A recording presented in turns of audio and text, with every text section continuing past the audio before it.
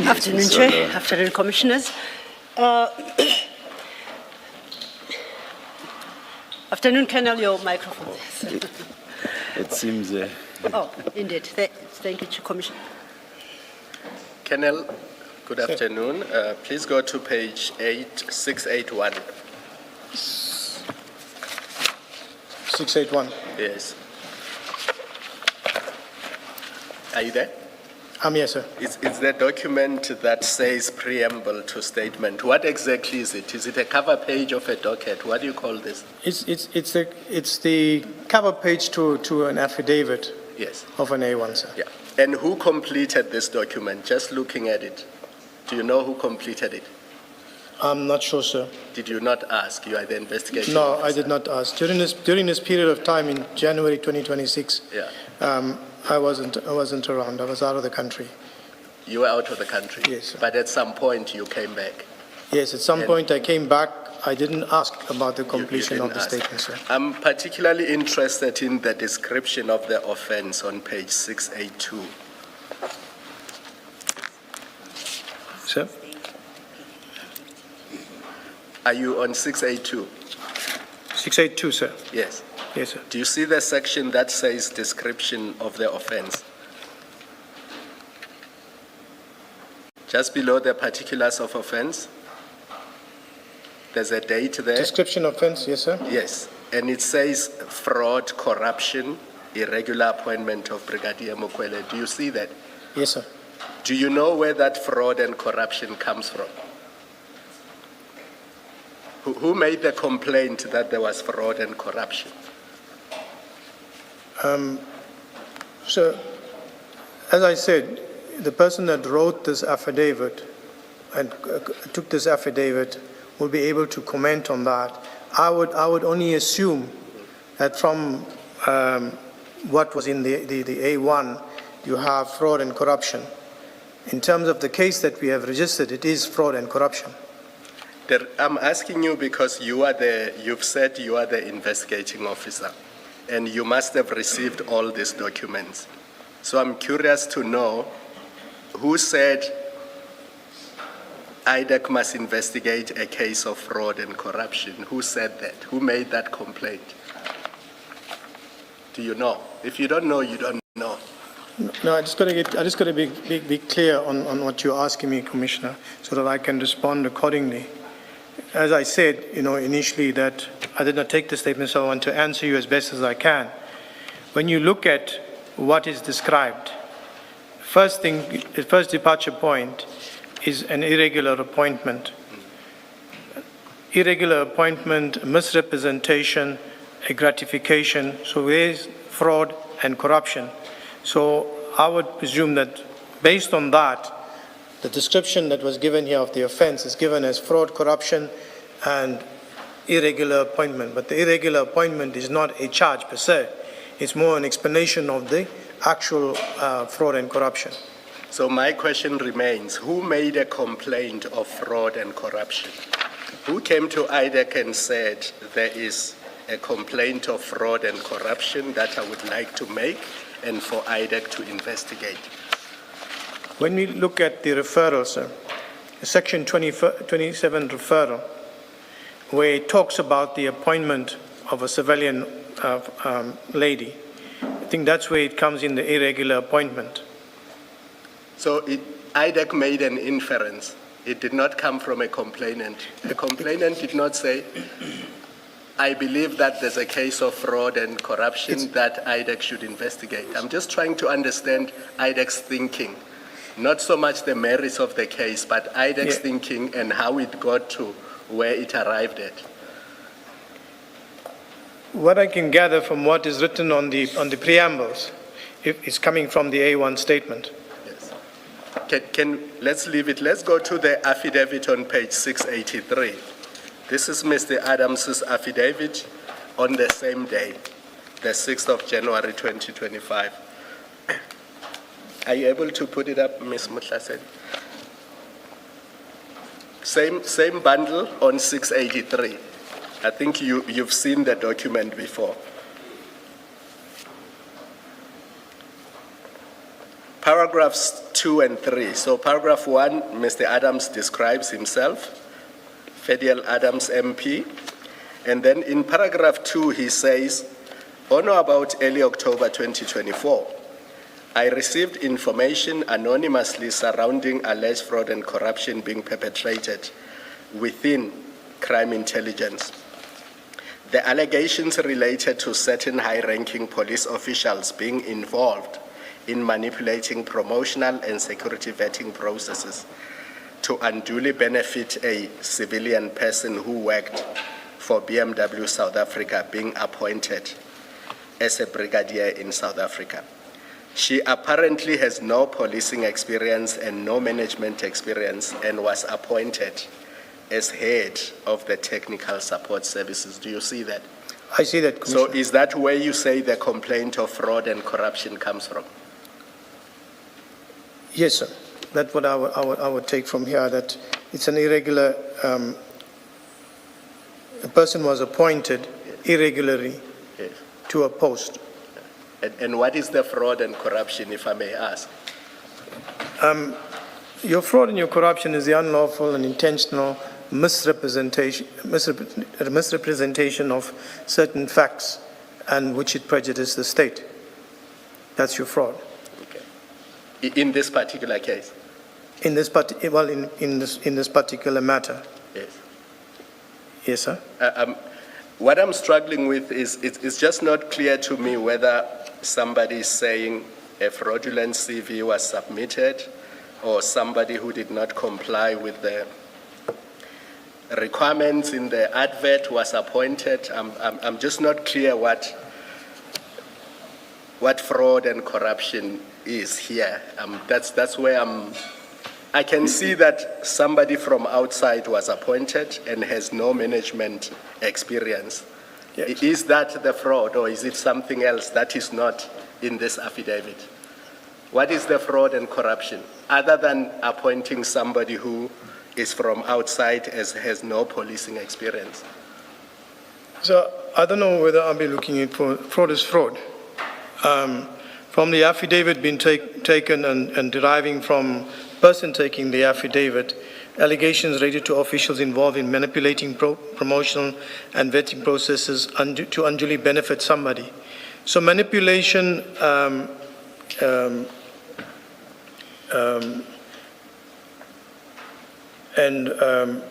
the mere, what I grasp out of this, in order to get to this here, something had to be done and misrepresented. You know, that's the way I would see it. I know where Commissioner is going with it, but this has to deal, when you look at it, promotion, manipulation of promotions, how was it manipulated? What was done? Vetting processes, what was done? This person had no policing experience, what was done to cover up? So these are the things I'm taking in to derive where fraud comes in and where corruption comes in. Obviously, from the basis of this affidavit, I will take that now and go and look for further evidence,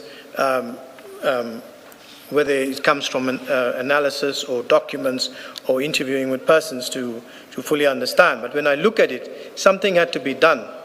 Something had to be manipulated. Manipulated, it borders on misrepresentation of something for somebody to believe such. And when you look at the post itself and what is mentioned, I mean, that is the way I look at it, sir. But the person that's taking the affidavit, I can't speak for him. I think I'm going to leave it here for now. So at some point, we'll get to the adverts and the CVs and other things. I just needed to understand the two documents and what the complaint was. Thank you, Commissioner. Sorry, Colonel.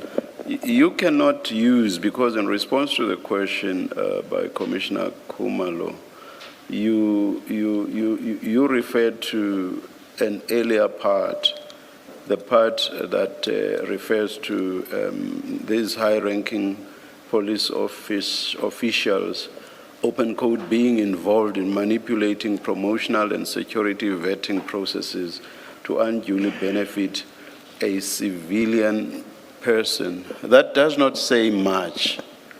Like if you say manipulating promotional and security vetting processes. That is a conclusion which must necessarily be based on facts. Yes, sir. What are the facts? There are none. And then you say to unduly benefit a civilian person. Well, I know you'll say the person benefited is the person who worked for BMW, and that the benefit is the appointment. Yes, sir. But what comes first is the manipulation. What are the facts for saying that there was manipulation? I know it's not you saying this, Yes. but you, as part of IDEC, are investigating this. And it goes back to what I said earlier, which is you only start investigating if this is a referral, if there is a basis for a reasonable suspicion. Yes, sir. So if all you have are conclusions manipulating promotional and security vetting processes, what is the manipulation? What form did it take? There's none of that, not on this. And it's on that basis that I say you have not answered Commissioner Khumalo's question. Thank you, Because Chair. in attempting to answer it, you refer to this, and this is lacking on facts. There's no factual basis. Thank you, Chair. I'll try to explain it in the best I can. This affidavit, this Section 27 comes in, it's referred, and then a preliminary investigation starts. At all given time, this is still an allegation. So when the preliminary investigation starts, you only have this to go on, which, as Commissioner Khumalo says, but look, there's nothing really much here, manipulation. What I say is, absent a reasonable factual basis, you should not even begin, because that's the basis for the Section 27 referral. You do not even begin. I think when I engaged you earlier, I said, you do not start, if the Section 27 jurisdictional facts are not satisfied, you cannot say, let us commence with an investigation. Who knows, maybe we'll come across something that will show that an offense covered by Section 7(1) capital A has in fact been committed. That's not how it works. You must first establish whether there are, or rather the jurisdictional facts do exist. If they don't, you do not even begin to investigate. That is where Commissioner Khumalo's question lies. Commissioner, I'm trying to answer it in the best way I know. Yes. And I'm not trying to deviate from something. Yes. This is how I see it, and what is given to me in the statement on the preliminary investigation, to say, go and look, there's an allegation here that's been made, and where further investigation was conducted in terms of documents and interviewing of witnesses. I hear that there's nothing in here, that this is what is being saying, but there's an allegation made here, a serious allegation being made here, that there is manipulation of processes by high-ranking officers, giving a civilian with no experience and appointing her in a crime intelligence post. So that for me is a flag.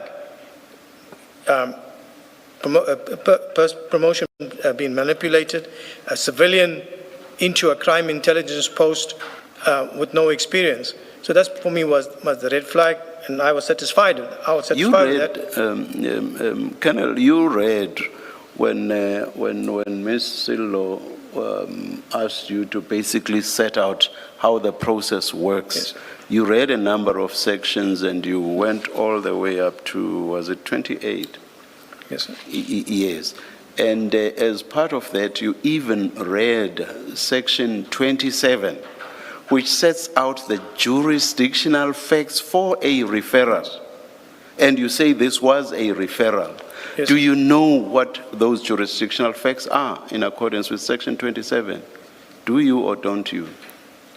According to what is written in 7A, where it says fraud and corruption. So that's No. I'm talking about the jurisdictional facts in 27 for a referral. I'm still not catching you. I'm talking about, okay, let me not talk about jurisdictional facts. Let me say the bases, as in plural, B-A-S-E-S. Yes. Do you know the bases upon which a referral may be made in terms of Section 27? The basis on which the Section 27, it shows out that crimes were committed that falls within the mandate on 711A. There's an important one. I engaged you on this in the morning. Let's look at it together. Let me just go there. The reasonable grounds to suspect. Reasonable grounds to suspect. You remember when I engaged you on that this morning? Yes, sir. Yes, that's an important one. You cannot leave it out. So my question is, if you know those jurisdictional facts or bases, Yes, sir. and surely you do. Yes, sir. Now, if you have this manipulating promotional and security vetting processes with no explanation whatsoever, and even if you look at this together with the other statement, which is actually, as part of its heading, refers to Section 27 referral, that is Mr. Adams's statement. Even if you look at that, at least insofar as I look at this, I do not see how anybody within IDEC, including you, could have held the view that those jurisdictional facts have been satisfied. On what, as you sit there, on what basis do you say those jurisdictional facts were satisfied? Commissioner, I'm only going to say that this referral was sent to management who approved the Section 27 referral and then authorized a Section 2813 preliminary investigation. So I take my cue from there when that preliminary investigation is initiated. So I take it from there. Besides the view that they might have held, as you sit there, Yes, sir. did you yourself satisfy yourself that the jurisdictional facts had been satisfied? So Let's leave out what they thought. You referred to the section, you quoted it, and even now as I'm engaging you, you appear to know what that section means. As you sit there now, yes, sir. are you telling us that, as at the time, you were satisfied that the jurisdictional facts were satisfied? So that's why I continued with the investigation. When I was tasked with it, Where you say, I do not know whether that answer says yes or no. Were you satisfied that the jurisdictional facts were satisfied, were met?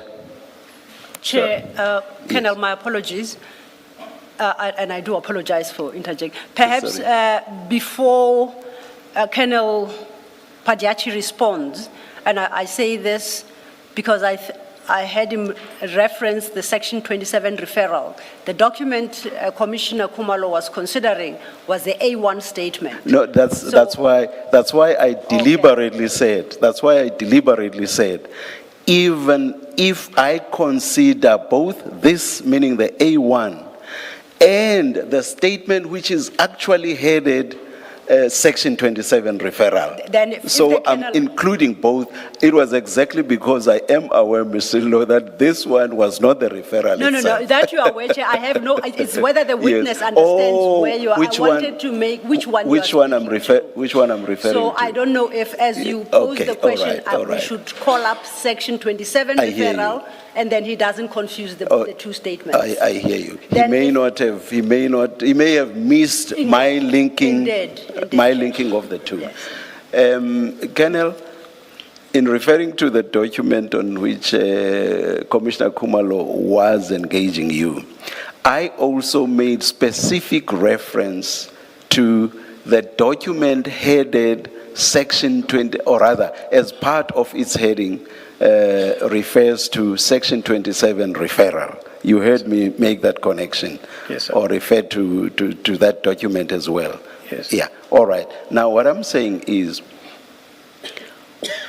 as you sit there and bearing in mind, in particular that document, that second document, the one which as part of its heading refers to the Section 27 referral, as you sit there, are you telling us that as at the time, you were of the view that the jurisdictional facts had been satisfied for a Section 27 referral? I'm going to say yes, yes, Commissioner, On what basis? on the basis of the way I interpreted it. No. This is about the facts presented. Yes. This is about the facts presented for purposes of the referral. Yes, sir. Yes, you look at those facts in conjunction with what is provided for in Section 27. But on the facts, what is it that made you satisfied that the jurisdictional facts had been met? It's what was being said there. A person has been appointed in a technical post without qualifications. It's a civilian. For me, that amounts to fraud and corruption that needed to be looked at to be verified. At this stage, I will say that's a quantum leap in logic. But I'm sure Ms. Sillo is still going to come to that.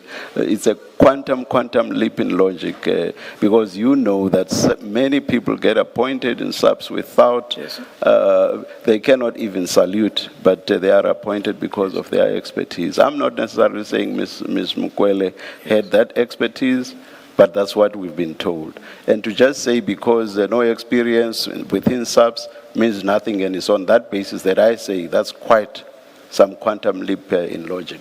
But Ms. Sillo, I assume, will deal with it more extensively when the time comes. Thank you, Commissioner. I was intending to chair, perhaps, and this might be the logical point to deal with it. So then let me introduce the referral affidavit. Sorry, before you do that, can I? Yes, yes, Commissioner. And I'm asking this on the back of how you've answered the chair and say you're satisfied as you sit there that the jurisdictional facts existed for IDEC to take on this matter. It takes me back then to my earlier question, which I said we will reserve for Ms. Johnson when she comes. And my question is this. Section 27 speaks of a specified offense or something like that. It says there must be a specified offense. What is the specified offense that you say you were satisfied is present to trigger your jurisdiction? My answer to that would be when I read what is written in the 27 and on this, I draw the inference here, the inference that there is fraud and corruption. That is my answer to it. 27 speaks of a specified offense, and if you remember, I did refer you to Section 1, which defines what is a specified offense, and it defines it by reference to the now deleted Section 7.1. It says specified offense is the offense in 7.1. Yes. When you go to 7.1, 7.1 has been deleted. Yes. You sit there now, you say you were satisfied that the jurisdictional requirements were present. Therefore, it must mean you were satisfied that there is a specified offense as defined. Yes. And my question is, what is that specified offense that was previously defined in the deleted Section 7.1 that you found to be present, and as you sit there, you find to be present to have triggered the jurisdiction? In terms of the 7.1A. We're not at 7.1A, we are at 7.1. 7.1A doesn't speak to a specified offense. It has nothing to do with a specified offense. 27 is triggered when there's a specified offense. That's what 27 says. Yes. Now, the provision that used to list or to explain what is a specified offense is no longer there. And you say now to the chairperson, yes, the jurisdictional fact is present. I was satisfied, I'm still satisfied that it's present. And I say to you, well, it has to be a specified offense.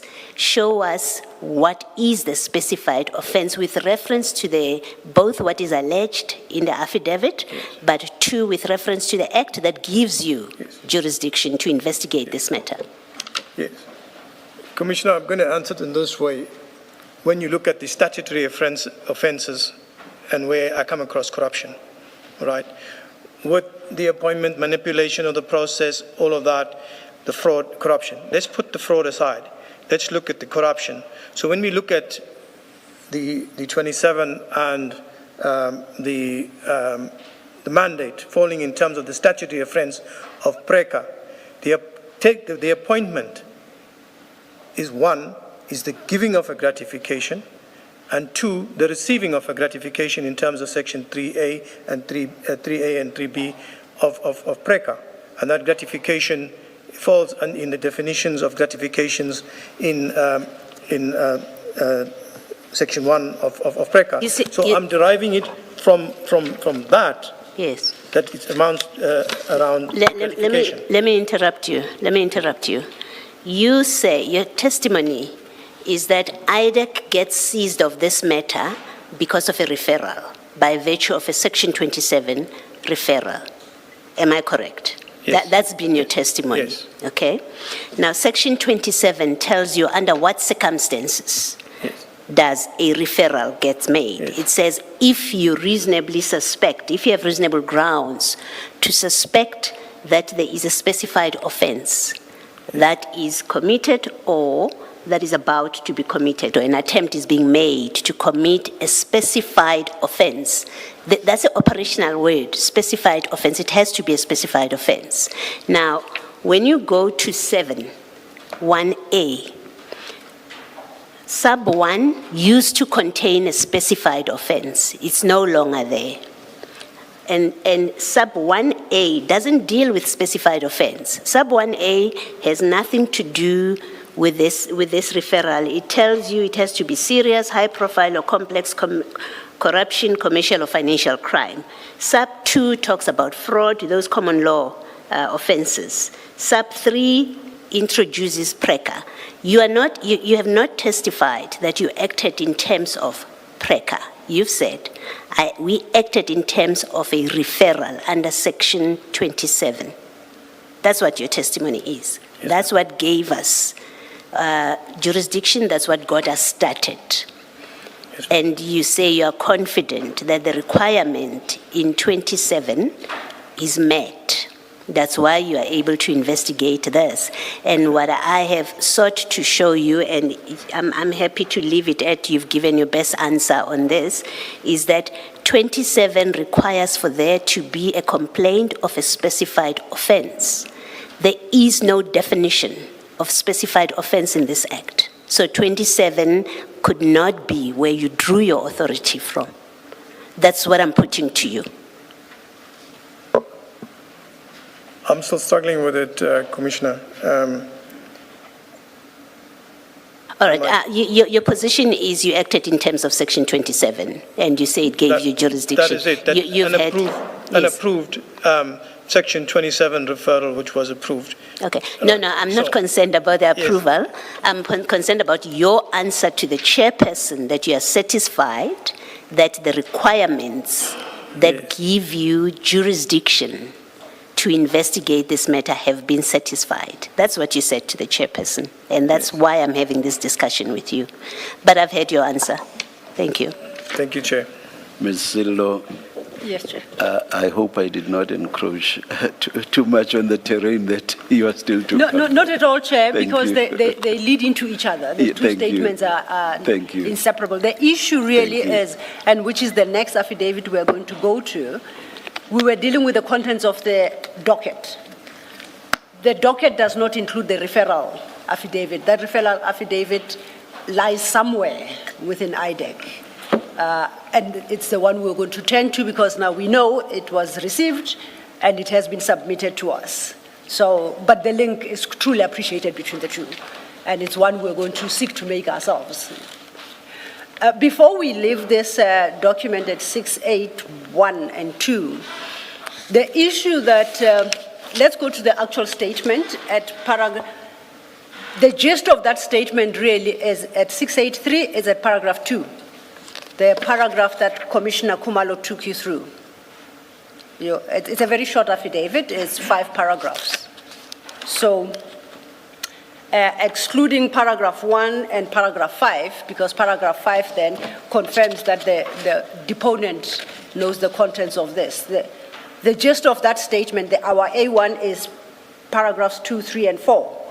Paragraph 2 is the one that lays out the facts, not the facts, the issues that are raised. Paragraph 3 deals with, I was informed there were severally highly skilled and qualified senior police officers. So that doesn't speak to the complaint. It speaks to sort of the background and says, I'm informed that what happened in 2 happens in circumstances where there are several highly skilled and qualified senior police officers. So it doesn't speak to the complaint. 4 draws a conclusion that this type of conduct severely undermines the rules of the SAPS regarding promotions and vetting of senior managers at SAPS. So, and I interpret that to mean this type of conduct being the conduct referred to in 2, complained of. Do you agree with my interpretation thus far? No, I just didn't catch your last part. No, I'm saying paragraph 4, which states this type of conduct severely undermines the rules of the SAPS regarding promotions and vetting of the senior managers of SAPS. That is a conclusion that the deponent draws. Yes. And the complaint that the conduct he references there is the conduct set out in paragraph 2 that Commissioner Kumalo engaged you on. Do you agree with me? The conduct is the one described in paragraph 2. The manipulation of promotional and security vetting processes. I'm testing my understanding against you, the investigator. So what you are saying, counsel, is what is said in paragraph 2 and what is said in paragraph 4, that this type of conduct that's mentioned in paragraph 2 Indeed. Undermines the SAPS. Indeed. Yes, I agree with that. Okay. So I'm saying then that is the end of the A1. Well, can I test this as well? Yes. I had read it to include the complainant or the complaint to also include paragraph 3, especially because keep an eye on your charge sheet, that your charge sheet refers to a specific general that should have been included and was not included. So my reading of this is wider than Ms. Sillo's, is 2 and 3 are the conduct that is being complained about. 3 being that severally highly skilled and qualified police officers were overlooked by CI management. That is part of the complaint. Yes. So it's not just manipulation. It is that certain people were overlooked. Yes. Okay. Yes. Thank you, Commissioner. Okay. It's broader than I interpreted. I accept 3.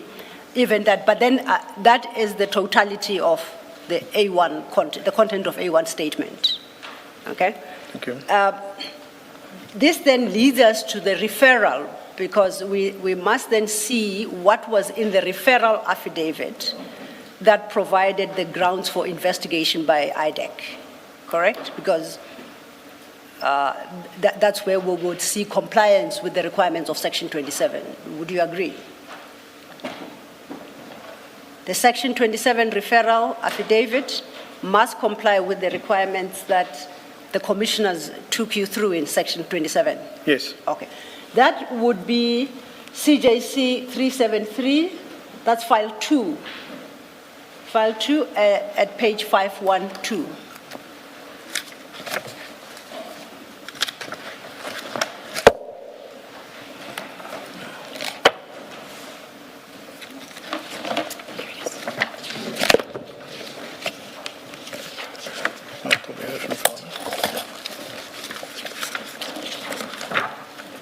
Page 512, file 2.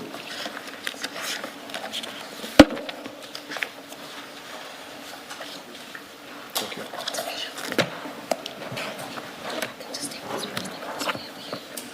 Okay, we're going to come back to that here. Now that document is headed referral to IDEC for investigation in terms of Section 27 of the NPA Act, capture of the Crime Intelligence Division by senior police officers. For the record, and you confirmed earlier, this document does not form part of the docket that we have just cast a glance on, correct? It doesn't? No, it's not in my docket. Yes. And for the record, this is the Commission requested this affidavit from IDEC separately, and it was provided separately. That's correct, So, Commissioner. they stand separately. Let's look at this document then. It's longer than your A1, running into about 5 pages.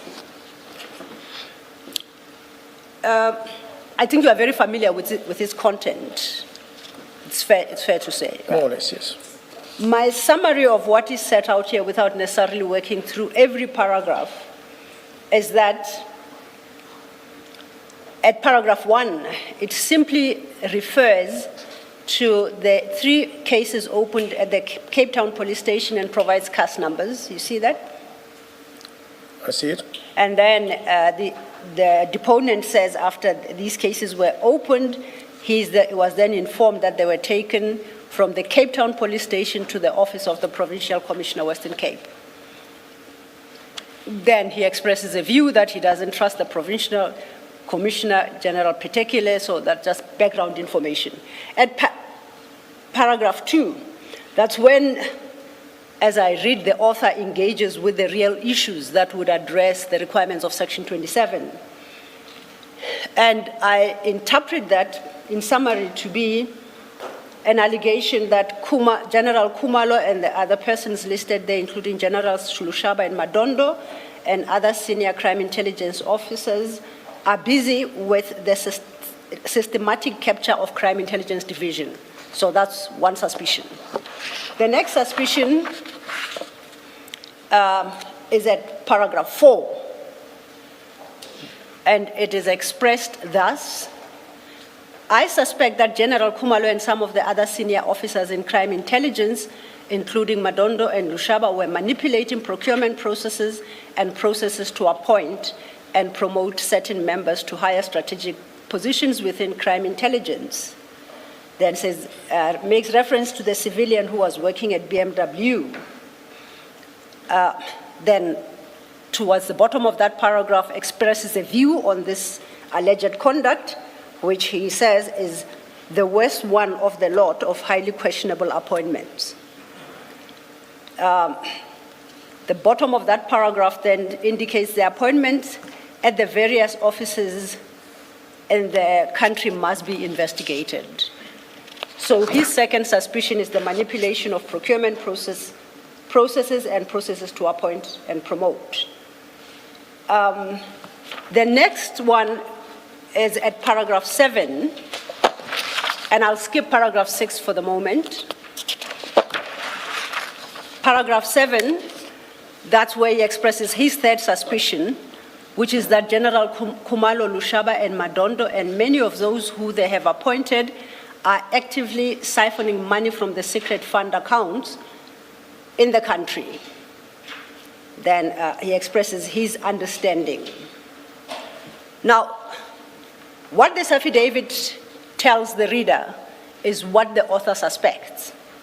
And you recall when you looked at Section 27, Section 27 has got 3 requirements: that the nature of the suspicion must be stated, which I believe it does. The Section 27 then must state the grounds on which the suspicion is based. On my reading of this Section 27 referral affidavit, I don't see the grounds on which any of the 3 suspicions is based. Am I misreading it, perhaps? In the referral? In the referral affidavit, where are the grounds of the suspicions expressed by the author? Because Section 27 said that affidavit must contain the grounds. The only inference that I can draw from here, and be mindful again of this Section 27. Section 27 is not dealt with me, but dealt at management level. Okay. I only get to deal with it at the tail end when the preliminary investigation is authorized. But be that as it may, I will respond as such that reasonable grounds, looking at the referral, there's allegations and serious allegations been made. And these allegations, have to be tested to see but it's serious enough it deals with crime intelligence. Crime intelligence is responsible for the national security of the country. And for me, that day is something that's very important. So myself, as an investigator down here that does criminal investigations, this is how I will approach it. The Section 27 referral says one thing, but myself as an investigating officer, let's not look at 27, let's just look at this that has come to me. I will take this here and investigate it in a preliminary way to establish if what he is saying, if there is substance to it. So that is from my side. But like I said, I don't deal with the Section 27 referral. I'm the investigating officer here at the tail end that receives the authorization. I'm authorized there to be involved in the investigation. I look at the allegations, go out and see whether what is said here is true or not true. There are serious allegations. So then, if I understand you correctly, you depart from the premise that once you are authorized, whoever granted you the authority has satisfied themselves that the referral affidavit itself complies with Section 27. Exactly, Commissioner. Yes. Exactly, Chairperson. When you say it's management that makes the decision, who is that? Who is management?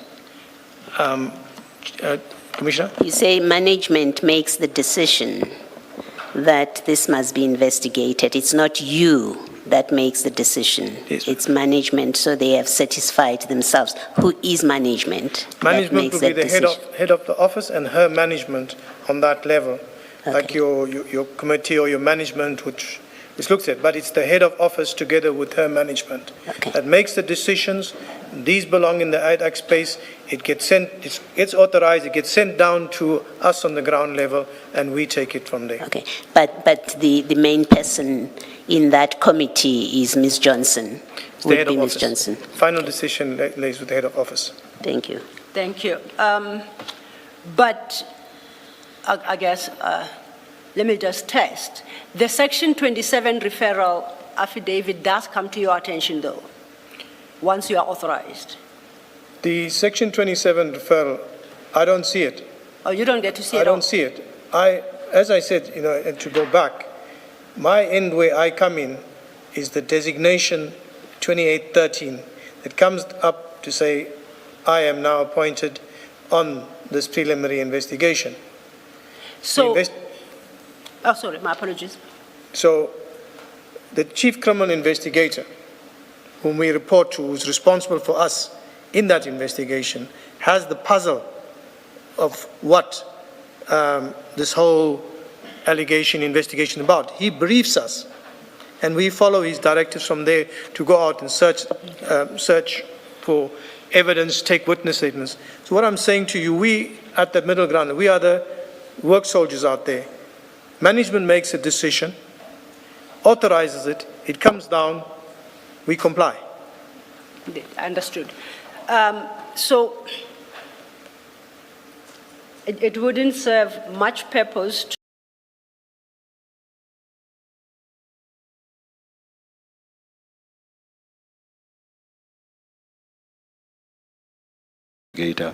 why would that be withheld from you? It just does not make sense. No, I find it hard to believe that. Because when you are asked to investigate, that's exactly what you should be given. What's this person complaining about so that I can then start my investigation? I find it very hard to believe what you're saying. So you are required to rely on what you are told by word of mouth? By your seniors who saw or who had sight of this referral affidavit? Why not just give you that affidavit for you to see for yourself what the complaint is about? No. I find that very hard to believe, Colonel. Can I respond to Yes, please. Thank you, Chair. Thank you, Commissioners. As I explained in my evidence in chief, is that the Section 27 referral, I had no insight into it. I heard about the 27 and the allegations. My chief criminal investigator, the chief criminal investigator who I report to, who sits with management, He has the more intricate knowledge that comes down to us as investigators, and we are briefed. And chooses to tell you by word of mouth what the complaint was about instead of simply giving you that. I understand she or he may speak to the document if they want to when they are briefing you, but why not just give you that document? So I cannot answer that question. You Well, accept, do you accept that it doesn't make sense for you not to be given that document? Simply doesn't. Let me just say it this way. Do you accept that it does not make sense for you not to be given that document? No, Commissioner. Okay, tell me. What I'm responding to factually, and this is factually, the chief criminal investigator was responsible for us. I'm not talking about this instance now. I'm talking generally. Does it make sense for the investigator not to be given the Section 27 referral affidavit? Does that make sense? In general terms now. In general terms, on hindsight, now that you're bringing it, and I would say moreover, Commissioner, and this is the truth. Does it make sense or not to be given the Section 27 referral affidavit? Does it make sense? That is for an investigator, any investigator, does it make sense? Commissioner, I hope you understand where I'm coming from. I hope you understand where I'm saying. I'm saying, based on what you tell us, the chief investigator tells you orally what happened, what the referral is about, and you are then required to investigate. What I'm saying is, even if they are very good at relaying information that they have come across, the bottom line is the best source is the document that they relied on in briefing you. So what I'm saying is, does it make sense for you not to be given that source document? Does it make sense? Commissioner, it does not make sense, but I have to be truthful to the Commission and answer for that particular time. At that time, I did not request it, I did not ask for it, but as you say, it does not make sense. And at this point in time, I am saying, yes, sir, it does not make sense. That's all. At that moment in time, we are being briefed, and from the operational side, you're listening, is your chief, you preparing yourself for your investigation. But what you are saying did not make sense. Sitting here now, I can say, yes, it does not make sense. That's all I wanted. It just doesn't. I mean, looking at everything objectively, it simply doesn't make sense, which is why when I started engaging you, I said, I find it very hard to believe that you would not have had sight of that document. You insist that you did not. No, I did not have sight of it initially, sir. Thank you. I did have sight of it after, and I was the one that had given counsel a copy of the Section 27. Thank you, sir. Thank you. Advocate Silla, can I? Go ahead first. Just to follow up. Colonel, you would have seen now the Section 27 affidavit. It makes several allegations. Some of them are siphoning funds from the secret accounts in the country. Some of them are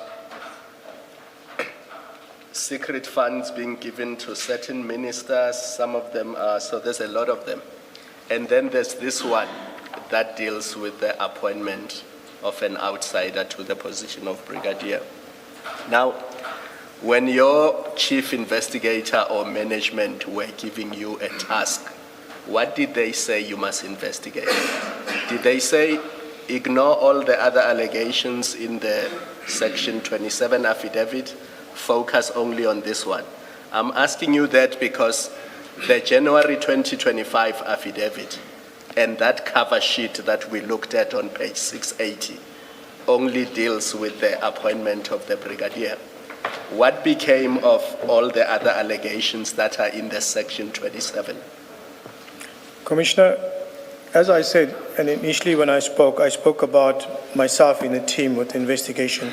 There are several investigations. Two of them I have, which are in court.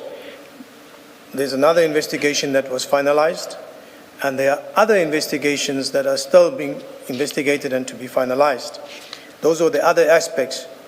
To name them was the appointments, the incident of the Lushaba matter, there's the properties, there's the Secret Service Fund, there's a whole lot of other investigations that are currently taking place. So therefore, when I did appear in court, I mentioned it, that we are currently busy with other investigations, which includes the accused before court, as well as other members in other offences that have been committed within that sector. So within that section 27, it's not just one matter that you have there, it's several different ones. Sorry, what are the several ones? Can you just... Several ones where he touches on the Secret Service Fund. No, he's not alleging any facts. He says, I suspect this is what they want to do. You can't speak of it as if it's an allegation of facts. So you say, out of this section 27, we are investigating other matters, and I'm inviting you to point out in this section 27 affidavit, what are these other facts that have been alleged that make you investigate these other matters? Thank you, Commissioner. The other investigations on that were the mention of the Secret Service account. Okay, let's go to the paragraph that you say is the basis for you investigating this, which you describe as investigation of the Secret Service account. Just take us to the paragraph in the section 27, now that you've seen it. You say you didn't know about it, or you hadn't seen it then. Now that you have seen it, take us to the paragraph that finds that investigation into the Secret Service account. Thank you, Commissioner. Let me just go back before I come to the paragraph 7. When the briefing from the chief criminal investigator to us as investigators came, these things were mentioned about the Secret Service Fund, the appointments, etc. To point out now, on the section 27 referral, if we go to paragraph 7, my suspicion is that General Kumalo, Lushaba, Madondo, and many of those who have been appointed are actively siphoning money from the Secret Service Fund in the country. Yes. What about it? What about that paragraph? It's an allegation that's made, but the Secret Service Fund... It's a suspicion. It's not an allegation. It's a suspicion. He says, yes, my suspicion is this is what they are doing. He's not alleging any facts. In fact, he's not saying, I allege that they are siphoning money. He says, I suspect they are doing that. Yes. How does that paragraph create a basis for you to now investigate the Secret Service Fund? That paragraph 7 as it stands. That's a very low threshold. Remember earlier you were discussing with the chairperson about the threshold that triggers your investigation. It has to be there has to be a reasonable suspicion, reasonable basis. All he says is my suspicion is they're siphoning funds. He doesn't say why. Where does that suspicion come from? He doesn't say that. Why do you say this is the basis to investigate the Secret Service Fund? Commissioner, I'm finding it hard to explain it in a way that I understand it, and taking it from the document and my understanding of crime intelligence too as well. The Secret Service Fund is open out there for many years, for more than 3 decades. Yeah, I'm going to stop you. I'm going to stop you because my question has nothing to do with the historical operations of the Secret Service Fund, and I'm quite mindful that we've probably strayed from where Ms. Sello's roadmap leads her. So I'm just going to make the comment now, and we can always come back to the discussion. You say this Section 27 affidavit is the basis for you conducting all the many other investigations, remember, beyond the employment issue. Remember, Commissioner Kumalo says the complaint is the employment appointment, but you seem to have investigated. What about the other issues that are raised in this affidavit, the suspicions? You say, well, we are conducting many investigations, and I even went to court and told the court that we are investigating many other cases, and I say, show us in this section 27, insofar as you are relying on it, show us which paragraph makes an allegation which finds a reasonable suspicion that funds are being siphoned by these particular people that are named, Kumalo, Lushaba, Madondo, and many of those who have been appointed. And I say, what facts is this man alleging to support his suspicion? And I'm worried that IDEC acts just on an expression of suspicion. Then you must have a very big caseload if your threshold is that low. Commissioner, Yes. as I said, I didn't have insight into the Section 27 referral at the time of the briefing. When we conducted once we started with the preliminary investigation, we subpoenaed documents.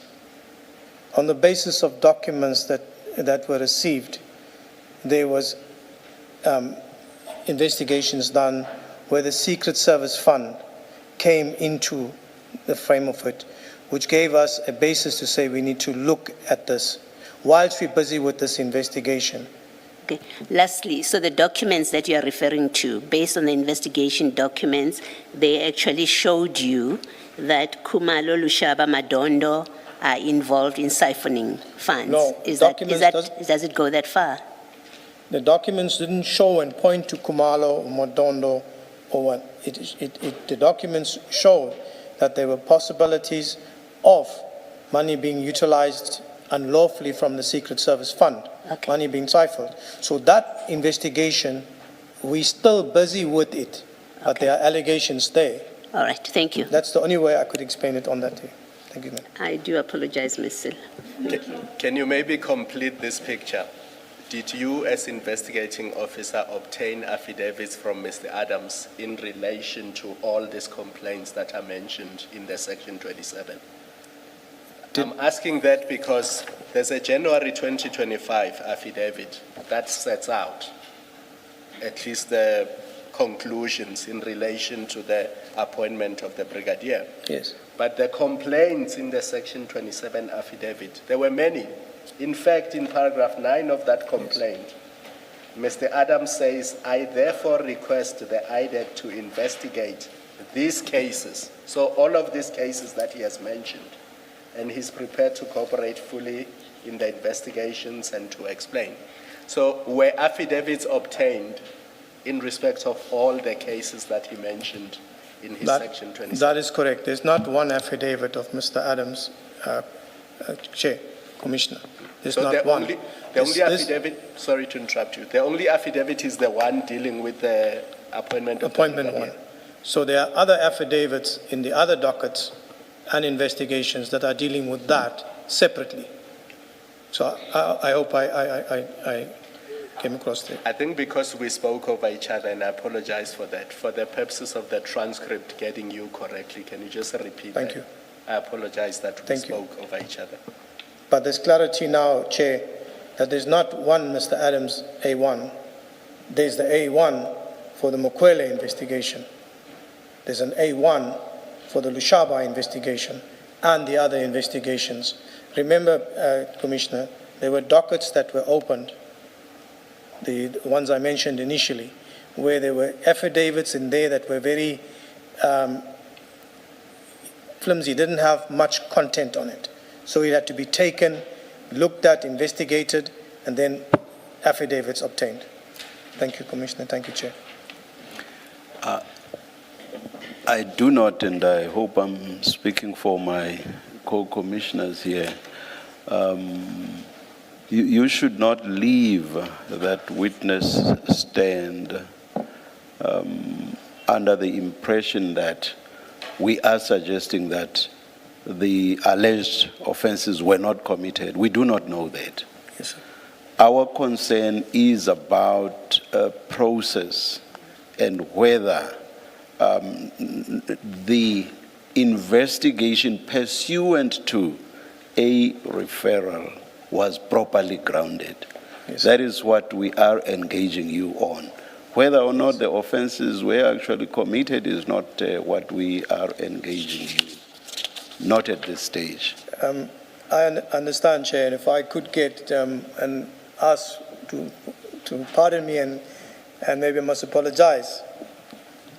I know that you want to know the procedure in it, but I am a participant in these investigations, actively involved with the picture and the scenario.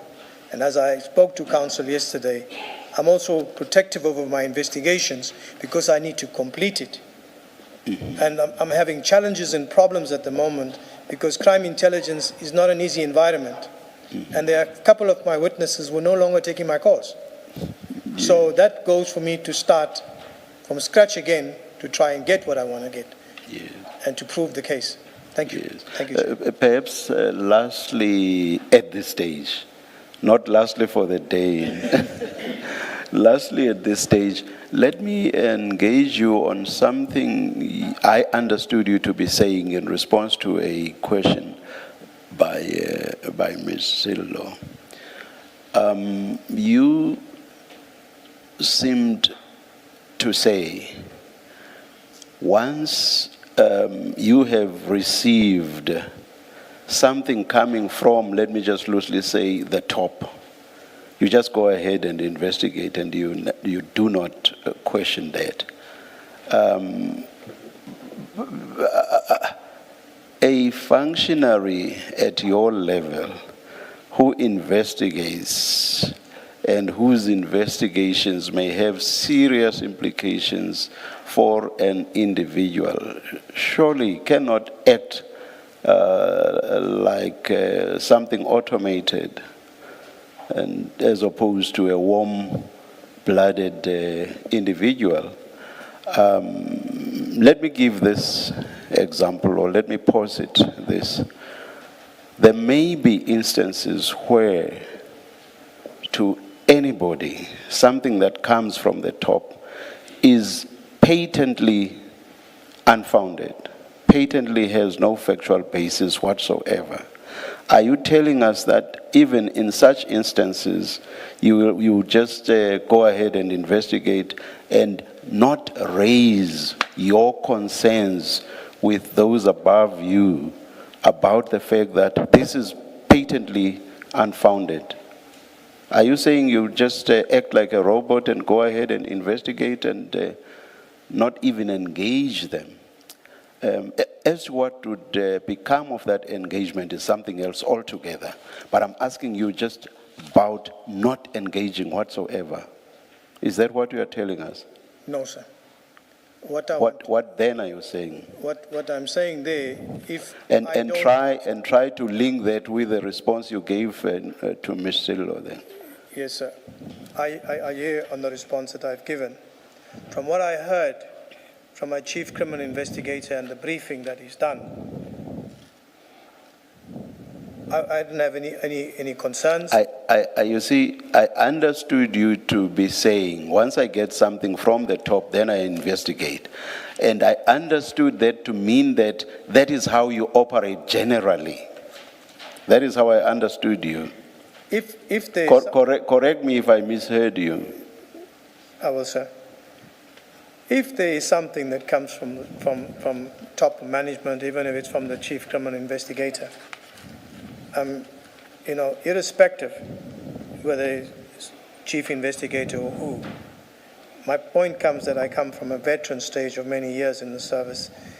If there's something that I do not agree with an investigation, and I find that it is unlawful, or that there's something wrong here, and that there is an agenda, then I will refuse. It doesn't even have to go to an agenda. Yes. Just at the level of it totally being unfounded factually. Yes. But of course, you may add that if you want to. I didn't even get there. It's totally unfounded. Yes. Please continue. If it's totally unfounded, I will mention that it's totally unfounded. And if they insist on it, I will step away and refuse to be further involved in it. That is just it. Thank you. Yes, Ms. Sillo.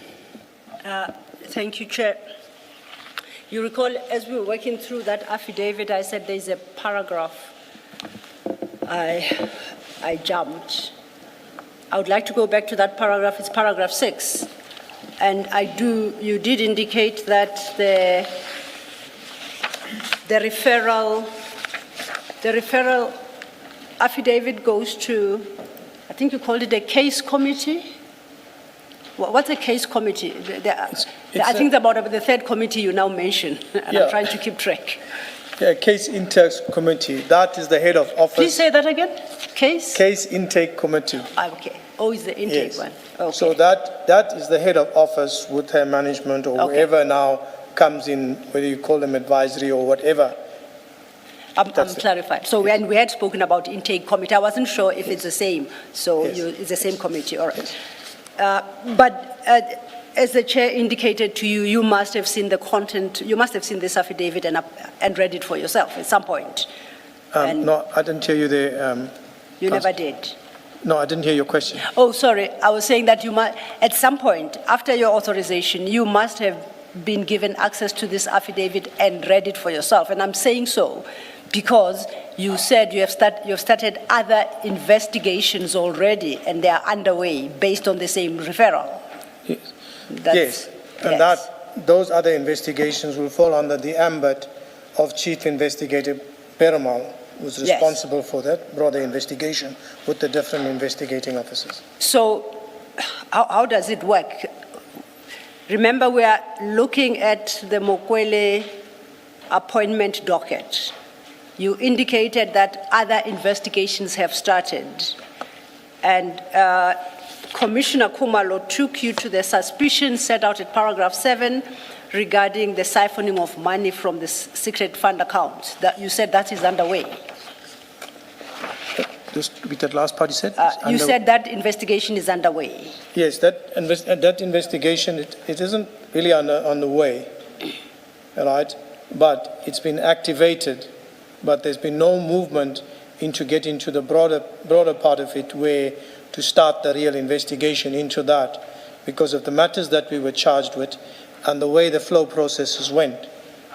Chair, with respect, Commissioners, we had a plan of action into what we were going to do with our investigations. So we started with the Lushaba matter, first case matter.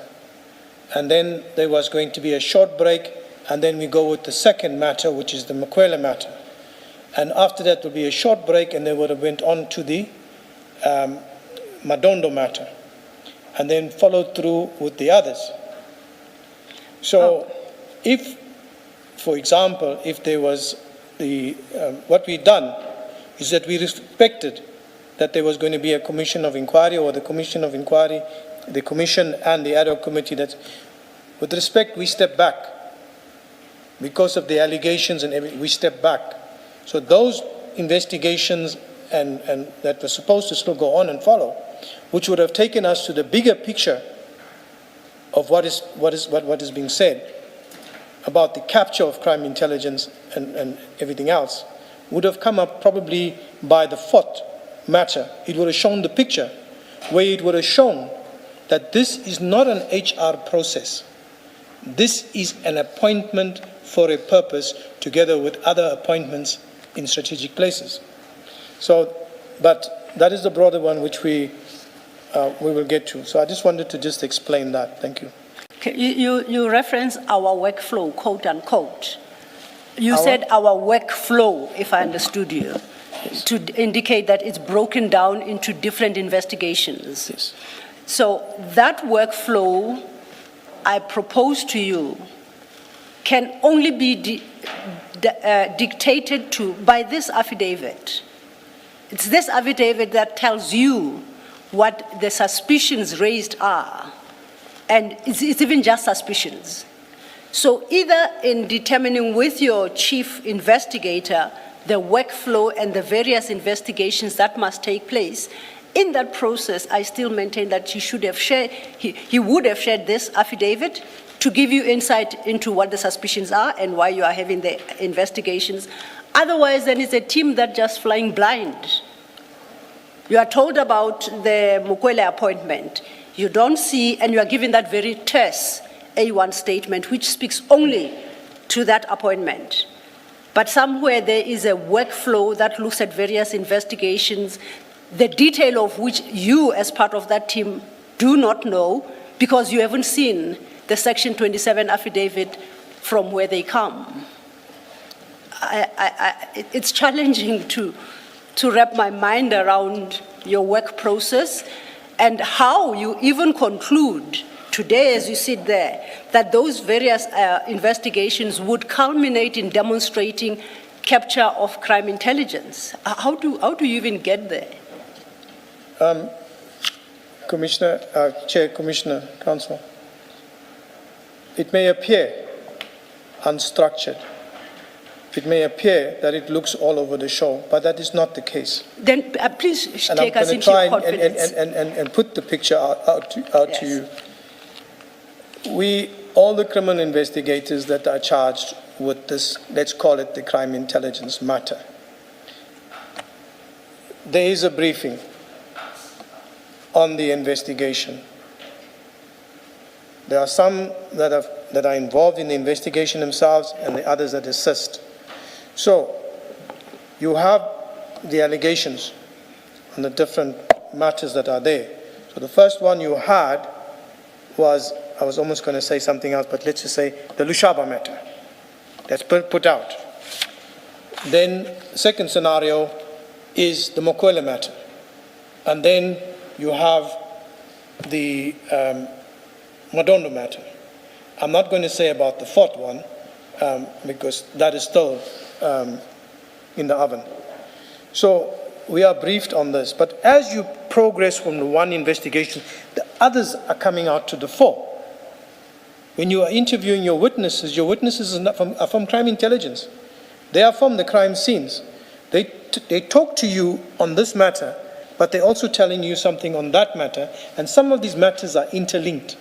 So that is how you come to know about that and that and that, if I can explain that more clearly. So it does not seem that, you know what, we just walk in there and we're all over the show. No, it is systematic. So when the chief criminal investigator does his briefing, we listen to what he has to say, we ask questions or whatever, we get our taskings, and then we go out and do what we have to do, which is then the prosecution now guides to as well into what we should actually, we get the evidence, they look at it, what further and stuff like that. Thank you, Chair. Now, would it be fair then to conclude that for the commissioners to understand your workflow processes and using this Section 27 referral as an example, the person to really speak to is chief investigator? That's the person that the commission should really engage with, because you are responsible for but one leg of the bigger picture. Yes. Is that what you're suggesting? That perhaps we should turn to the chief investigator to get better insight? Yes, I agree, Chair. The chief investigator of the team who's responsible for the whole investigation will be in a better position with regards to that and the 27. Now, okay, we shall do so, definitely. You referred to the Lushaba matter, so clearly you have some knowledge of it, and I don't want to ask whether you are involved in the investigation or not. No, I'm not going there. But you have referenced it quite a few times, so you are aware of the Lushaba matter. Yes. Okay. I want to refer you to paragraph 6 of this referral affidavit, because I had a bit of a challenge working my way through it. If we start at paragraph 4, you recall we agreed that paragraph 4 speaks of manipulation of procurement processes and processes to appoint and promote. That's what paragraph 4 is dedicated to at page 513. Correct? Then I turn over at 514 paragraph 5, that then introduces Minister Cele and the appointment of General Khumalo himself. And there's an issue, a question, no, not an issue being raised, that he was appointed without an interview process and without having worked as a senior police manager in crime intelligence. So that's another separate, distinct issue. Then I get to 6. Yes. Okay, I get to, I forgot. Sorry, I nodded. The transcript doesn't see a nod. My answer to that would be yes. Yes, thanks. Then I get to 6. And now that's where that appears to be what I would call, quote unquote, the Lushaba matter. That's what paragraph 6 speaks to. Paragraph 6, Yes. yes. But paragraph 6, then remember what we have just been discussing and what precedes paragraph 6. Paragraph 6 starts with this, the following words. The cover-up of the incident alleged took place at General Lushaba House, where his state property was stolen, is also concerning. What cover-up, do you know, and of what incident? Because it says the incident, not an incident.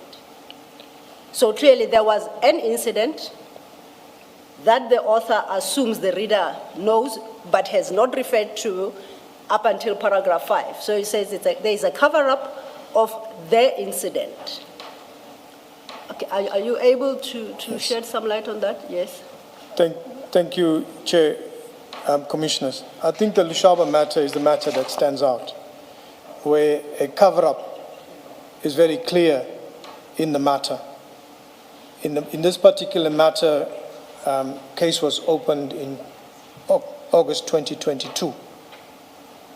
In this matter, a lady was taken home by General Lushaba. No, that he met. that's fine if I may. I Yes, apologize. but, I don't want the details of the Lushaba matter. I'm looking at the Section 27 affidavit, which is the trigger for Yes. your investigation. Yes. So those are the facts I take you subsequently established. Yes. But now, on the 21st of November, as this affidavit is submitted, all the affidavit tells you is about their cover-up of their incident, allegedly concerning General Lushaba at his house. What is it talking about, as it tells you here? Regard being head to what precedes paragraph 6. If I'm trying to understand you, what cover-up? Is that what you want to? And yes, because I would expect... What cover-up and who covered up? No, I would expect, when at paragraph 6 it says the cover-up of the incident, I would expect to go back into the affidavit to firstly establish what incident this is, and then to understand where is the cover-up. So on the reading of this affidavit, paragraphs 1 to 5 are completely divorced from what is referred to at paragraph 6. It's almost like a chunk is missing from the affidavit. And I want to understand, what do you understand by the cover-up of the incident? And this is in the referral affidavit. Without the benefit of investigating yourselves to even establish whether there was an incident concerning General Lushaba at all, before it's even covered up. And please do not misunderstand the question. The question is not asking you to state what the cover-up was, and also the cover-up, house, where the property was. Yeah. It is more when you read this. When you read this, what do you understand the cover-up and the incident? What do you understand those to be as you read this? Would you, looking at this, know what the affidavit was talking about? I think that's how I understand the question. So, Ms. Silo is not asking you to tell us what the cover-up and the incident in fact were. That's not the question. As you read this, what would you understand the cover-up and the incident to be without any substantiation? It just comes out of the blue like that. Yes, sir. This is on the 27th. Now, please respond to the question. When I read this paragraph, it states that an incident took place at Lushaba's house. And It's quite important to look at the article. The article is it's not a cover-up. And it's the incident, it's not an incident. You are saying an incident. That's not what this is saying. So the articles there, the and the second the, those are quite important.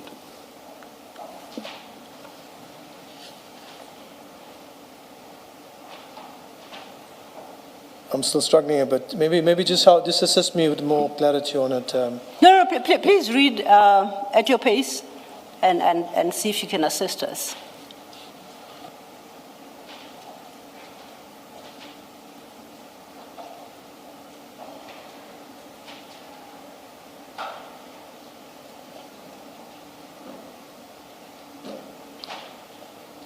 what I take from what is here is that it was an incident that was covered up with regards to what actually happened at Lushaba's house.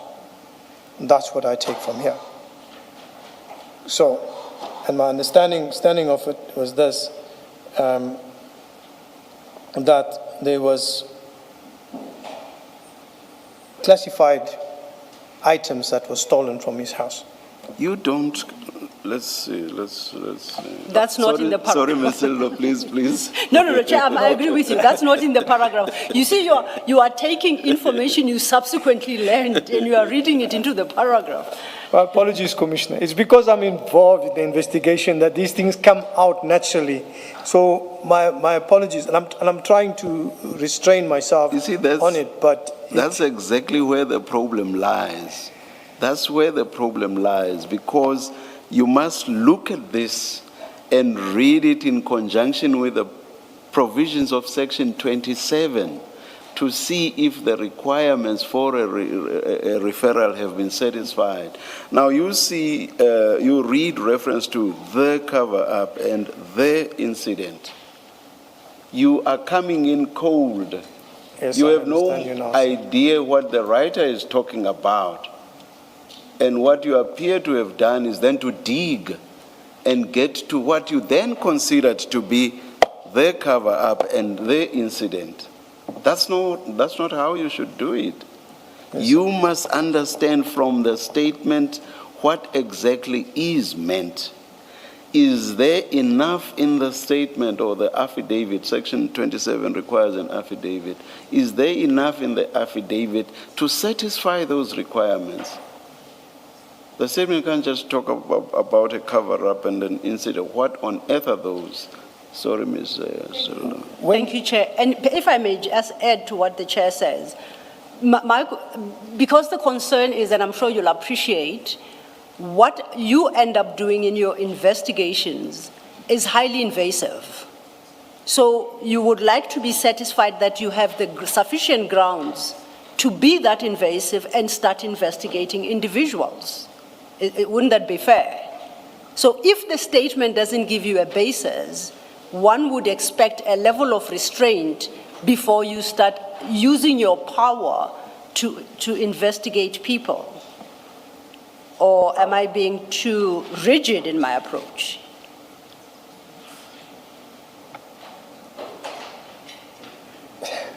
Colonel, can I say something? Commissioner. When we are asking you questions, assume that we are looking at 2.1 in the summons, and what we are trying to establish is whether IDEC operates outside of its mandate in terms of the prescribed legal prescripts, namely Section 7(1)(a) of the NPA Act. So our engagement is aimed at establishing that. That's why we are looking at the affidavit as it stands, and we are saying, would IDEC, looking at the affidavit, without the subsequent knowledge of the facts that you came to learn about a year later, Yes, sir. look at that affidavit and say, it complies with Section 27, I have jurisdiction to continue the investigation. So you don't have to look at what did you subsequently learn. You are simply looking at what does the affidavit say. Looking only at what it says, are we in the Section 27 territory? Yes, sir. No, I look at it. I'm looking at it now, and the paragraph 6. When you look at it in terms of what crimes were committed in terms of the relevant mandate, you cannot just extract it from this affidavit just like that, because it talks about a cover-up, right, and theft of property. So when looking at the paragraph, you cannot say that what's required in terms of 7(1)(a) is in this just by looking at it like as it is. Yes, that's the way I. That's really the point. Yes. Isn't that true for paragraph 5 and 7 as well?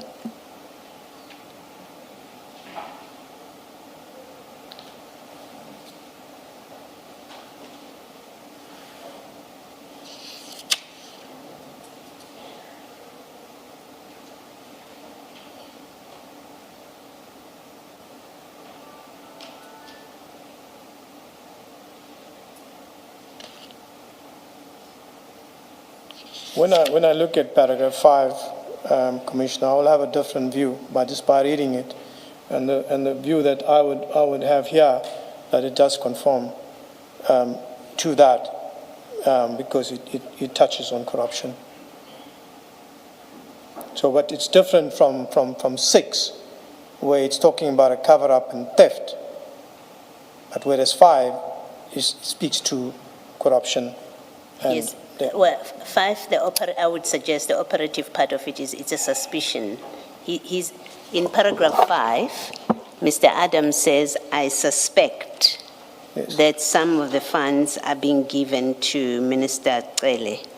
Are you saying that meets the threshold that triggers your investigation? He's made sufficient allegations to trigger your Section 27 powers? Or in fact, 71A powers? He says it's a suspicion. He doesn't say what is the basis for the suspicion. Yeah, I think from the word suspect, suspicion, it does hang in there, in terms of bordering on that, because you need more information substantiated, and that, it's just saying I suspect. Yes. So when you're viewing it in terms of, okay, does it form to the 71A, it can be seen differently.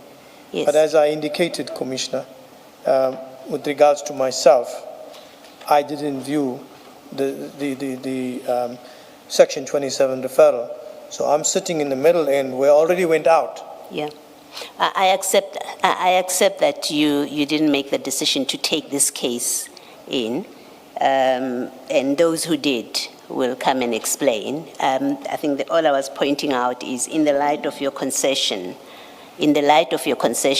about paragraph 6, whether you are prepared to make the same concession in respect of 5, just looking at 5 as it stands. It says, yes. I suspect crime intelligence money is being given to former Minister Cele, and that's all that he says. Yes. And then again in paragraph 7, he says, I suspect that money is being siphoned by the 3 that he has named, and many others from the secret fund. So the point really that I was checking with you is just on the face of these paragraphs, forget what you say you've investigated and you now know, just on the face of this, that does not, are you prepared to accept that it doesn't seem to meet the requirement of what Section 27 contemplates, which is there has to be a reasonable suspicion? All that I can say, it's a reasonable suspicion. And it's hard for me to comment more on paragraph 5, 6, and 7. I can form my own opinion, but I do not want to form the opinion for management. I would prefer management come and explain than rather myself explaining something. Okay, thank you. That I will interpret differently. I will not leave it there. Thank you, Chair. You see the paragraph in front of you. Yes. Can you comment on it? Does what's stated there meet the requirements of Section 27? Yes. So I You apply this section. You work. That's what gives you the powers to act, to investigate. As you read that section, regardless of who took the decision, does it meet the requirements of Section 27? So when I look at it and I see the word suspect, I suspect cover-up. It is just my opinion that when I look at this in comparison with what Section 1A said, it is my opinion that these words doesn't give much. You see the problem with your approach, and you've done this a good few times. The problem with your approach is that you seem to believe that once an allegation has been made, then the Section 27 requirements have been met. Just because Mr. Adams says he suspects without substantiating, then for you that's sufficient. Yes. How can that be?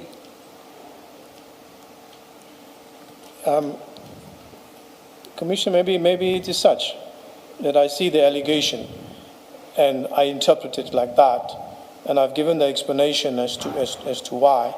But that's why The only explanation you give is that in there, a point is made that Mr. Adams suspects.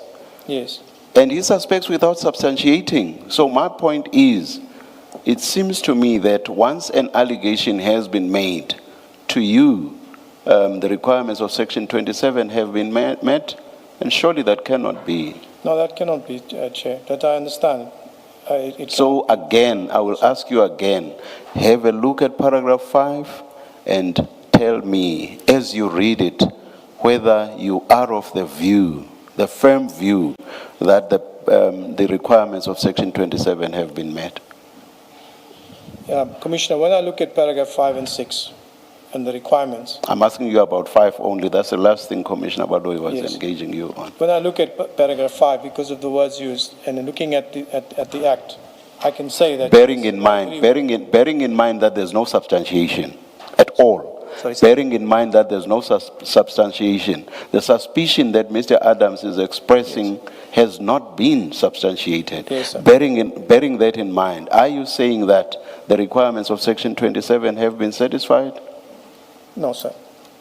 That's my answer. Now, you also seem to, my sense is that you believe that because, as you allege, you did not have sight of this referral affidavit, that makes your position or your situation better.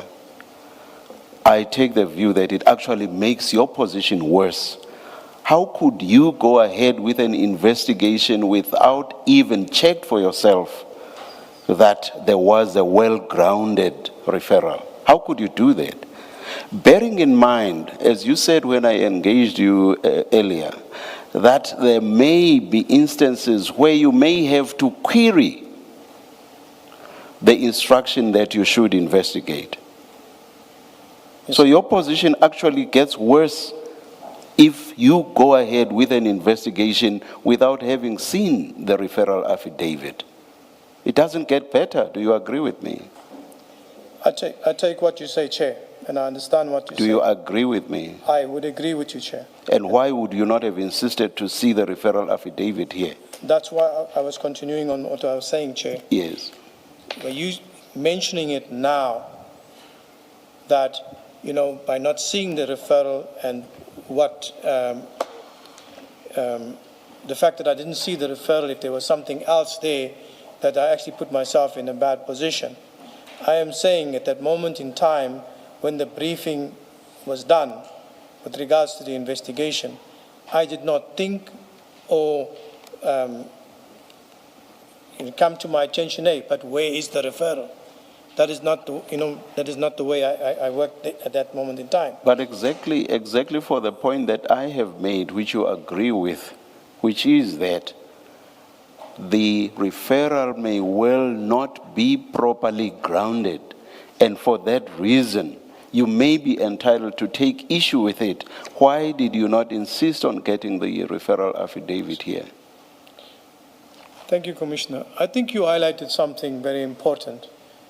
And moving forward on that, there's no other answer I can give to say that with regards to future investigations, and as highlighted and pointed out by the Commission, if there is such investigations again, I would request a copy of the referral. And that's how I will go moving forward. But to go back at that moment in time, in that space of time, there and then, it does not cross my mind. I'm an investigator there working with my chief. I take it, for me, what he's saying is that if I look at it, yes, everything's fine, and we proceed. So that's what I'm saying there. And I cannot put any other words and try and sail around it, except to say that moving forward, you have pointed out and highlighted something that I should satisfy myself, say, let me get the Section 27 referral, let me have a look at this. Another point is that because the Section 27 referral and the manner in which these cases were highlighted in the media before the Commission, and I listened to this, I've taken lessons from that to say this is what I would implement with myself going forward with these matters. So that being said, And that is what I appreciate, Commissioner. There's nothing more I can say about that. Thank you, Commissioner. And I assume that any colleague of yours who were to come here and say that you actually did have sight of the referral affidavit would be lying. From what you've said, that would be your response. But if there were to be such a person, their story would be more probable than yours on this. It just, as I said earlier, I find it hard to believe that you would not have had sight of this document. So if there were to be someone who says, no, we actually gave Colonel Padiachi that document, it would be easier for one to believe that story than your story. But of course, I'm not deciding the issue now. I'm just saying it would be much, much easier to believe that. I said it up front that it's hard to believe what you are telling us. Do you want to comment? Do you want to comment on that? Yes, I will comment, Commissioner. Yes, yes. I'm not saying there will be such a person. Only the evidence leaders know whether that will be so or not. I see, Ms. Sillo. I think I saw her shaking her head. Maybe nobody will contradict no, you. Chair. I will neither confirm or deny that there will be such a witness. Please respond to my comment. I say this and respond, Commissioner, and I want to be honest. I'm under oath. Yes, yes, yes. And I have been affected by a lot of things that's been said in the media. Yes. It does hurt when I know the truth, because Yes, I am yes, there, yes. and other people speculate about it. And coming from the environment and knowing what it is, and which is facts, we got to ask ourselves, in the search for truth, do we find the truth? I have served for 44 years. I have come back to assist to fight corruption. But it has shown that it is a serious challenge. But people want to know the truth, so there will be uncomfortable moments. So, to respond to your question, with regard to somebody comes here and says, no, but I gave Brian Padiachi that Section 23. I say to you that I'm under oath that I never received that Section 27 referral until a couple of months ago, when it became an issue and when I had sight into it. I immediately, and as I've been throughout my career, as a disciplined police officer, when a superior and a commander comes and briefs me, gives me I take what he says, I listen to it. If it's lawful and I know it's lawful and I have a feeling it's lawful, I execute it. But I just wanted to point that out, the last one, Commissioner. It does hurt. Yes, and yes, I'm relaying it, that I've come here to the Commission to speak the truth, to be of assistance to the Commission. I've tried that with the Zondo Commission, and therefore I submitted a Zondo affidavit. General Mkonazi may come and also say that, yes, he pointed it out then. We have a person sitting in the witness program since 2012 to date that exposed the corruption in crime intelligence. His punishment or his reward is that to date he's still in the witness protection program, and only the people around him, because he disclosed the real rot. So it's not something that is easy. But I don't want to drag my answer too long, Commissioner, but I had to get that across. I'm here, I'm under oath, and what I'm saying is the truth. I'm not manipulating some of the stuff. The English language is also a challenging thing too as well, how we interpret things and how we come across. But the way I have portrayed and what I've said in my evidence is indeed the truth. I won't cover up, and I won't, as I said, General Kumalo, General Madondo, General Lekalakala are known personally to me. So this adds more to it, like an ongoing needle into you when you have to go on to it. Thank you, Chair. In the face of the hurt that you've just expressed, let me grant you this. Cases that may have appeared to be improbable, or narratives that may have appeared to be improbable, have at times actually been proved to be true. So perhaps for now, let me just say, I'm keeping an open mind, but of course, I have to engage you on my thoughts. And it's at that level that I say to you, I find it hard to believe this. But as I say, let me grant you, or rather, let me tell you that some improbabilities have been proven to be actually true. I will leave it at that. But that does not necessarily take away what I have put to you or what I have engaged you on. Thank you, Thank you, Commissioner. Chair. Vasili. Mr. Can I just ask a related question? Yes, Commissioner. Colonel, when you get given a matter or you get appointed as an investigator in these circumstances, where the trigger was a Section 24 referral, what do you get given to get you started? So let's call it an investigation. When it takes place, your chief criminal investigator comes, assembles the criminal investigators. We have this investigation. This is what it's about, right? There's a 2813 where your name is on. Show that you are designated on it. It's there. That's your authority to carry on with the investigation. The briefing takes place, and then taskings are given from the chief criminal investigator. Brian, this is what you have to do. You, this is what you have to do. So we go out and we do our work. We search whatever come back. It's checked to say, no, you need to do this or whatever. Shows. I think my question is more direct than that. It is, what document, when you start out, we earlier looked at the preamble to the statement, that cover page, which is said to be the docket, and it has an A1 statement. Is it the kind of material that you get given when you are now designated? You must start somewhere, right? And I say this also mindful of your earlier evidence where you said we went to police stations and found dockets that showed not much had been done in those dockets relating to this allegation, this referral. I asked the question with that background to understand, when you start off, what document, what information, in fact, that is recorded, do you start off with from your chief criminal investigator? What does he give you? It's what the chief criminal investigator does. He does the briefing. So from the briefing, we take the cue from there. In terms of documents, sometimes you'll get a copy of the 2813 to see your name is on there. When your tasking is going to be given to you from there, go to Mr. So-and-so, right? Set up an interview or prepare Section 28 summons for him to come to the office for an interview or whatever. Or the briefing has been done, we need to do and request cell phone records, do this, etc., etc. And then it's the starting point.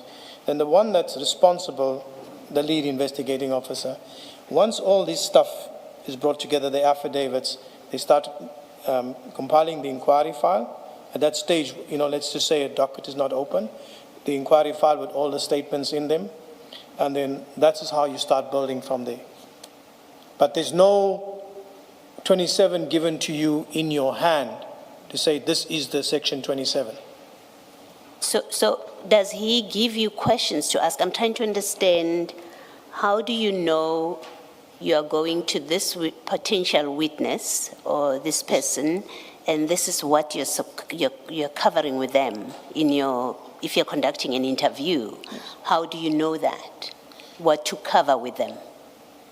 So the briefing covers the whole investigation, the operation, the whole scenario, what's actually, the whole investigation is about.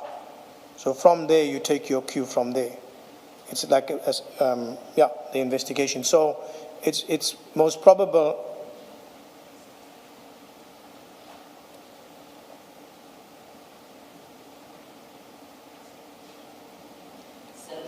You can finish, sorry, Colonel. Yeah, so yes, that's what I said. You are briefed on the investigation, and it's explained to you quite holistically what is there and what you have to do and your taskings from there. The 28.2 is what? 28.1. What is that? That's a full-blown investigation. So after your preliminary investigation is done and your prosecutors put together the preliminary investigation and they present it, and it's the request for it to go into a full-blown investigation, which is 28.1, meaning now this is going the whole process through the docket phase, through the court enrollment and stuff like that. Enel, maybe I did not hear you clearly. In your earlier response to Commissioner Baloyi, you said you see your name in the 28.2.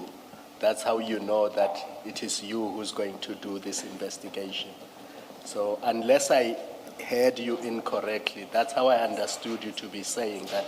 How you know that a particular investigation is allocated to you, you see that in the 28.2, and that's what you use to move forward. Yes, your Yes. name is there, So but what it is does the not say. 28.2? So that's the question you are being asked. What is the 28.2 and what does it tell you? Your name appears on the document, right, but it does not tell you the lead investigator. It gives you the name of the investigators you are authorized to be involved in the operation. That's the document. The 28.2 that is applicable to the main case we are discussing with you, is it part of our bundle? Do you have it somewhere? Can you bring it with you tomorrow? I'm not sure whether it was disclosed at Zeno. Let's start with the first. Is it part of the docket? No, the 28 is not in the docket. Then Yeah. it has not been disclosed separately to us, Yes. like the Section 27 affidavit was. Yes. So that particular document that Commissioner Kumalo references, we haven't been provided with. Noted, Council. If I- Sorry, Ms. Ilo. You refer to seeing your name on the 28.2 document, you say? That's correct, sir. Yeah.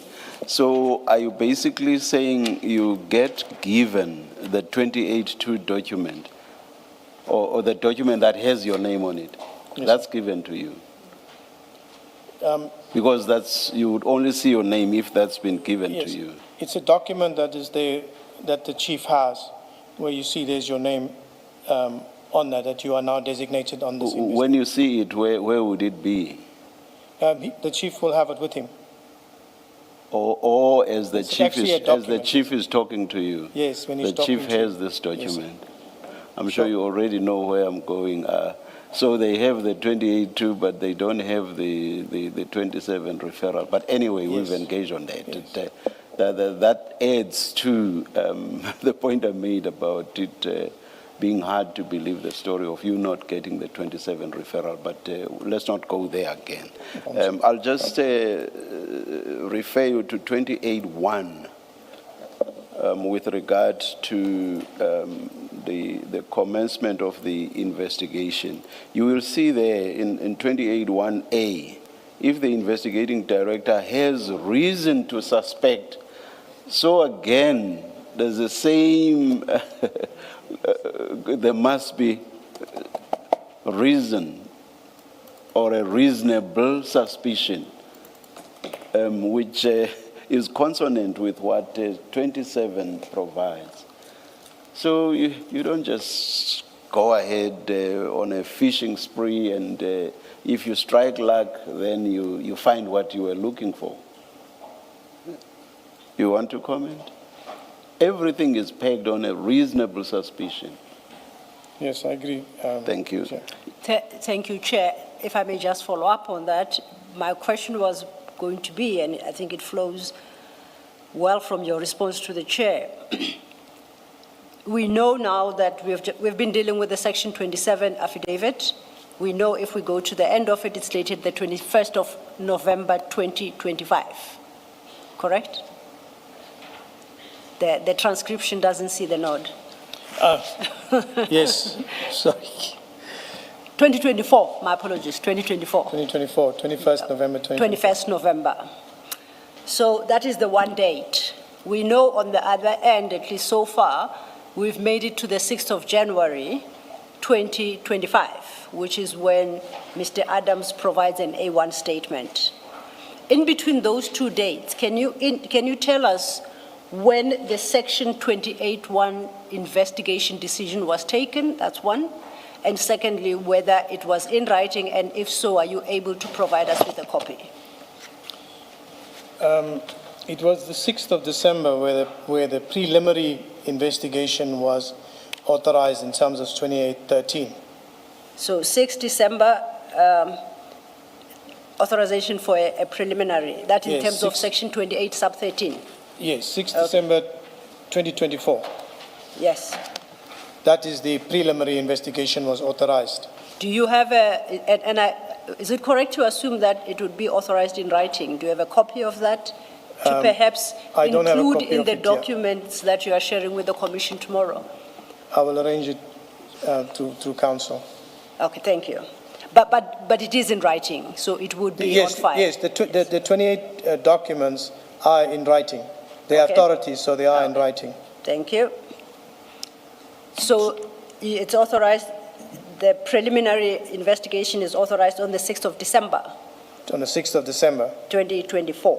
2024. When is the Section 28(1) investigation authorized? The full-blown investigation was approved about more than 5 months later in, I think it was 30th of May 2025. So there, I'll call it the Section 28 sub 1 sub A authorization. That was that was issued May 2025. May 2025. Okay. And may I request to add to the list of documents you'll be bringing tomorrow? Noted. Noted. Oh, thank you. I had, and this is slightly off this topic, your response to a question by the chair at some point was that with the benefit of the engagement you've had with the commissioners on the importance of the Section 27 referral affidavit, you now appreciate going forward to insist when you're appointed an investigator that you have sight of it, in order to satisfy yourself that that affidavit meets the requirements of Section 27 and that, yes, indeed, the jurisdiction of IDAC has been triggered. You said going forward you'd know to do that. Did I Yes. understand you correctly? That's correct.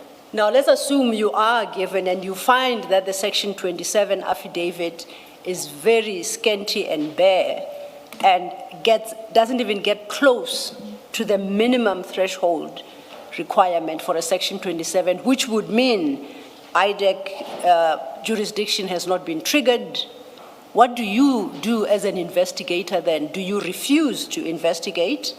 Do you send it back to the decision maker with representations? And of course, we are looking into the future, what the benefit of demanding that Section 27 affidavit would be.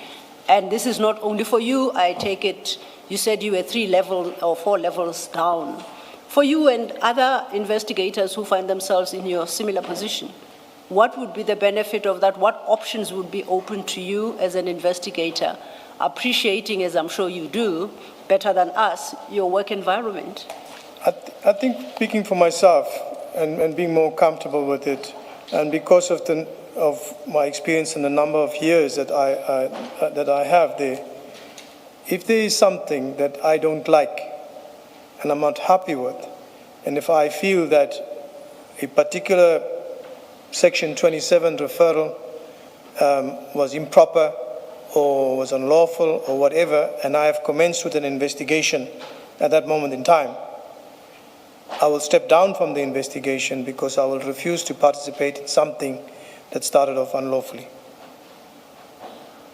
Thank you. And of course, we were just looking into the future on what you could possibly do. Chair, we have overrun, and I think we have abused your time enough. Might this be an appropriate time to stop for the day? Unfortunately, we would have to roll over to tomorrow. Thank you. Colonel, Chair. I'm sure you can see that Ms. Sillo is not done. I'm not talking about us. We will have to continue tomorrow, so you must be here at 9:30 tomorrow morning. Thank you, Chair. Let's adjourn until then. Thank you.